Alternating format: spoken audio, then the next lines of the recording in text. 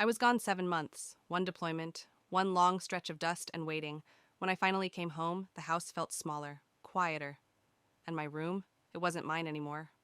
My kid sister had turned it into an art studio while I was halfway around the world. Mom lifted a shoulder like it was weather. Maya needs the space. Dad didn't look up from his laptop. Don't make this a thing, Kayla. I didn't argue. I unclipped the house key from my carabiner, set it on the counter between the sink and the fruit bowl, and walked out. 90 days later, a process server handed me an envelope with my parents' names on top and mine on the line marked defendant. But I'm jumping ahead. I had pictured that homecoming a dozen different ways during Chow and Night Watch. I'd imagined kicking off my boots, the ache sliding out of my shoulders, the creak of the same old bed frame. Maybe I'd mutter something dumb like, hello again, overpriced suburb. Then I'd sleep for 12 hours and wake up to coffee and peace. That version didn't happen. Deployment didn't make me rich. I wasn't banking hazard pay to buy a sports car. Most of what I saved came from saying no, to weekend trips, to extra streaming subscriptions, to little comforts. I shipped some of that money home because I thought it mattered. And I brought back small gifts wrapped in brown paper from a market stall half a world away.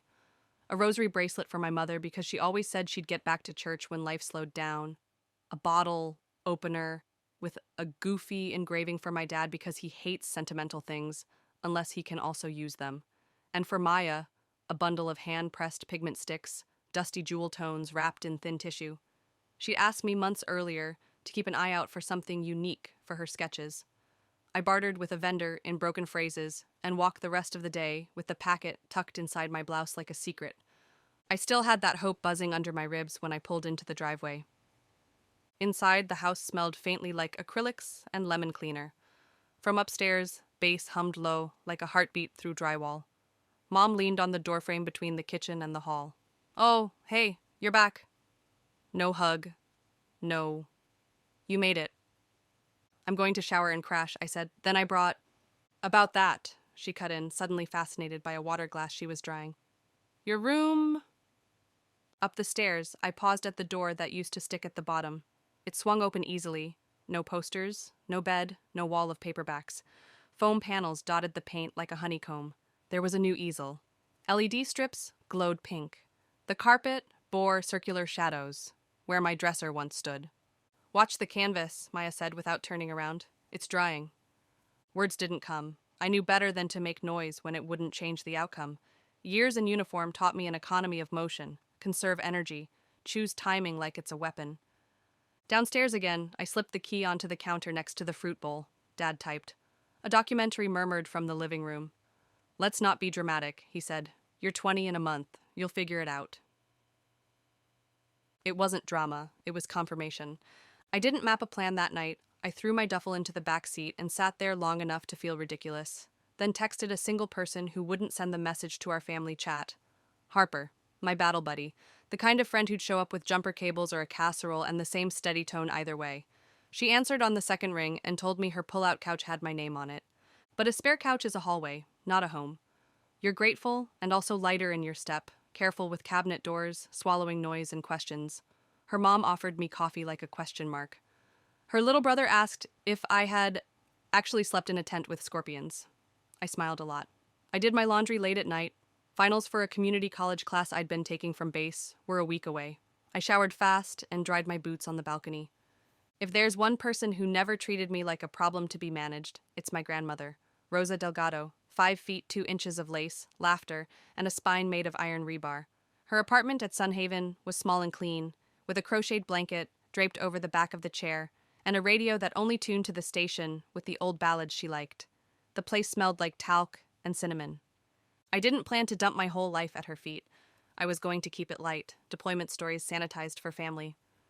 But she opened the door, took one look at my face, and said, "Something got taken from you." I meant to deflect. Rosa never accepted deflection as an answer. Tea went into mugs that had tiny chips on the rims. By the second pour, my story had stopped being arranged and had become the mess it really was. The room, the silence, the fact that my souvenirs were still wrapped, and no one had noticed I was home. The heat behind my eyes surprised me. Sand doesn't make you cry, people do. She listened with both hands wrapped around her mug, then she nodded like we had finally arrived at the point of the conversation. Good, she said. Out is better than almost out. Abuela? She reached into her nightstand and pulled out a thick envelope bound with a tired rubber band. This isn't money, yet, she said. It's the path. Inside, neat stacks of documents with dates and signatures, account summaries, a letter from an attorney whose letterhead made me sit up straighter without meaning to, notes in her looping script in the margins. Ask for copies, bring your ID, don't let them say you don't have one. I've been preparing this for you, she said, since your second year in, before you shipped out the first time even. Nothing we do for women in our family is ever spontaneous, it's all planning. I can't take...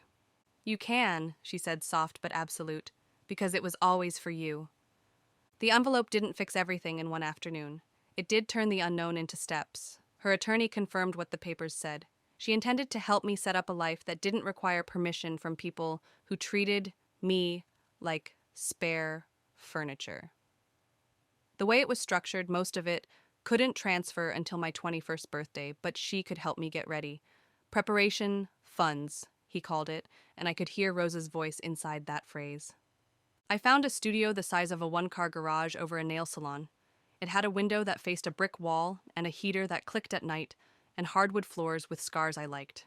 I signed a short lease and paid the first 2 months up front. For a week, I slept on a folded quilt and used my ruck as a nightstand.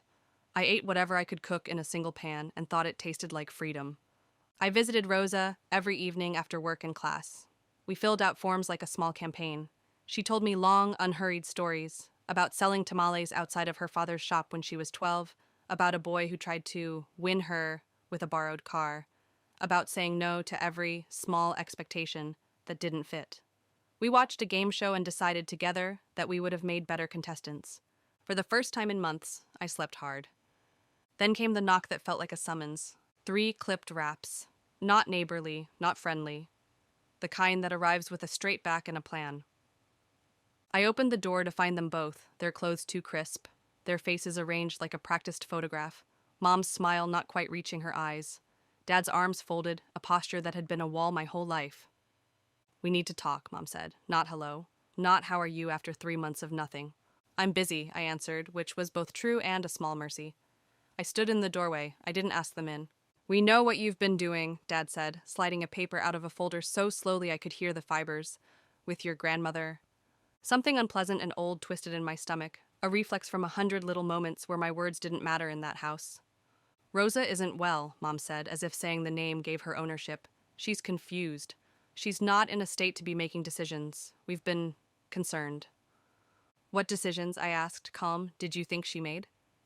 Dad held up the sheet, a complaint with seals and lines and a thick, self-important font.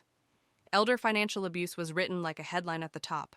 The accusation was simple and ugly, that I had manipulated my grandmother, isolated her from her family, and gained access to her accounts. Something in me wanted to laugh at the audacity. Another part of me, older, quieter, merely adjusted its footing. People with power love to call their entitlement concern.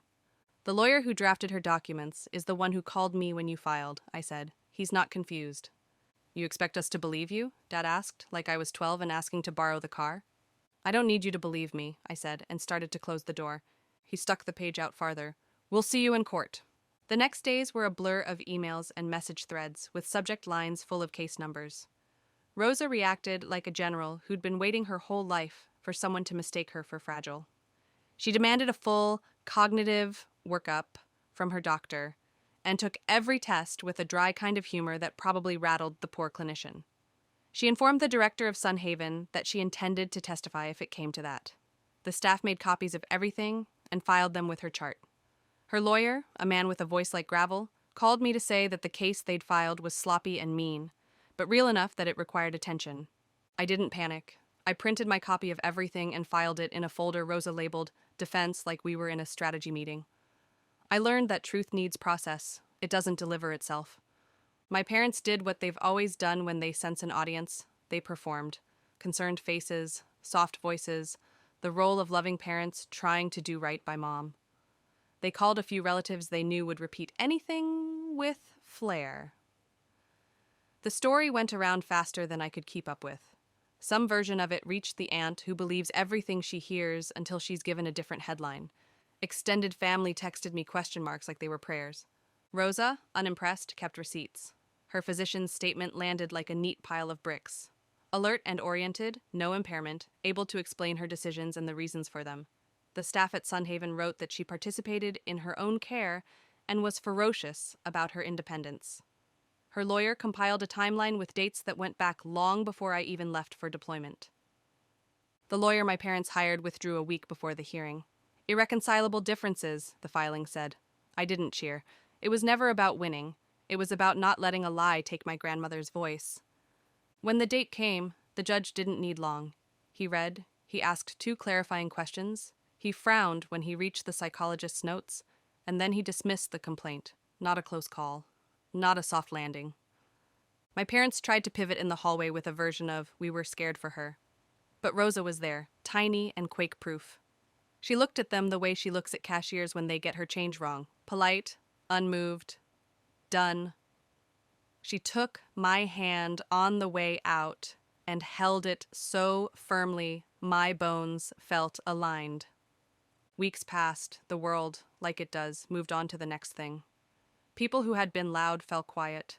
An aunt sent me an apology in the form of a recipe, which is the only way she knows to say she's wrong. Maya texted once, a photo of a painting she wanted me to see. I didn't respond. There's nothing to say to someone who rearranged your life while you were gone and called it art. Rosa updated her documents again with the legal ferocity of a woman who refuses to be erased. She made me her medical proxy. She handed me copies and said, if I ever can't speak, you speak in the exact way I would.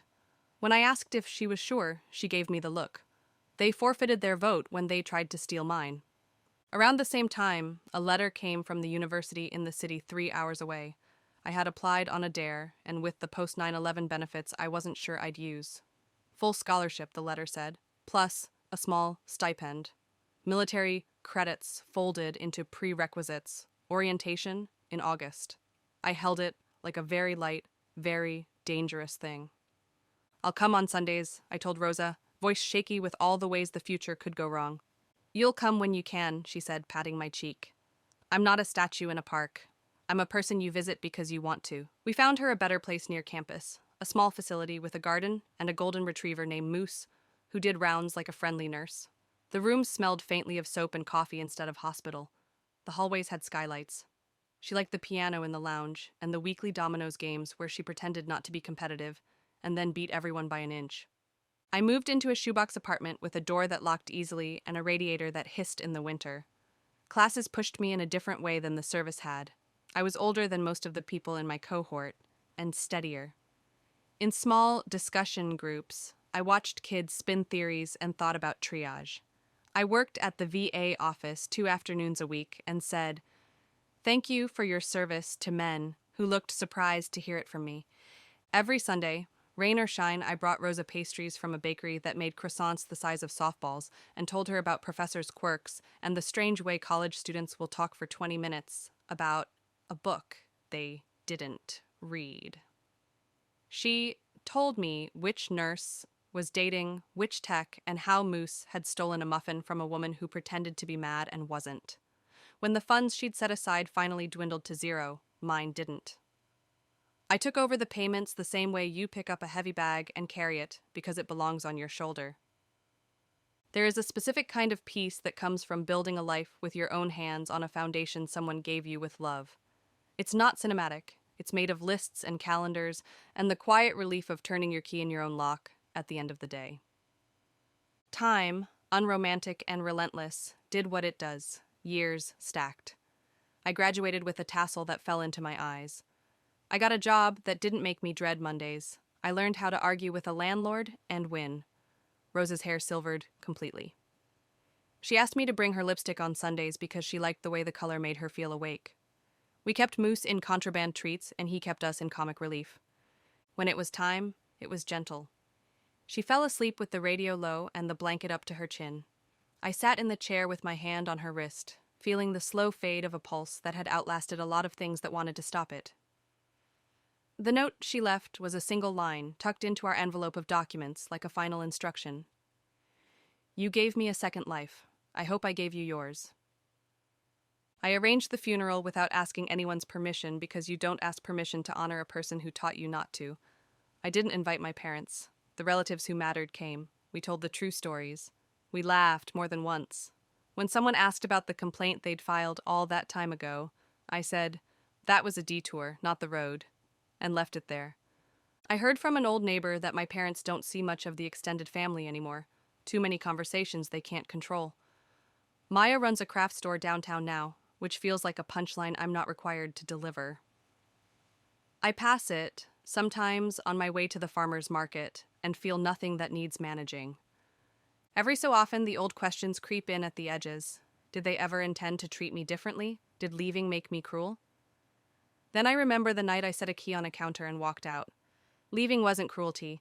It was a refusal to live inside someone else's small story about me. If you've ever been the strong one, you know how that label can become a permission slip for other people to stop showing up. The military taught me to push through, to endure, to improvise quietly at 0300 with duct tape and sheer will. What it didn't teach me, what Rosa taught me, was how to decide I deserved softness without an apology. There are 1,000 beats I could add. The first night in the studio when the heater made a sound like a knock, and I almost laughed out loud from the relief that it was just my heater. The day I learned the difference between a landlord who waives late fees and one who doesn't. The look on Rosa's face when Moose dropped a slipper on her lap and wagged like a flag. Those moments stacked into a life that didn't require anybody's approval to be real. Once, early on, a classmate asked me why I hadn't just worked it out with my parents. I told him the truth. You can't negotiate with people who think care is a favor they can revoke. You can only choose whether to stay in the room where they're performing it. If you're listening to this and you've ever pressed your palm against a doorframe and told yourself you can take just a little more, here's the part I wish someone had said to me sooner. You don't have to be grateful for crumbs when you can bake your own bread. You don't have to give years to people who only recognize your value when it benefits their image, and you don't have to prove you were hurt cleanly for it to count. I still have the pigment sticks from that market, the ones I carried through a checkpoint wrapped in a scarf so they wouldn't crack. I never gave them to Maya. They sit in a drawer in my desk, next to a stack of letters, with Rosa's handwriting, and the key I left on the counter that day. Souvenirs from 3 different lives.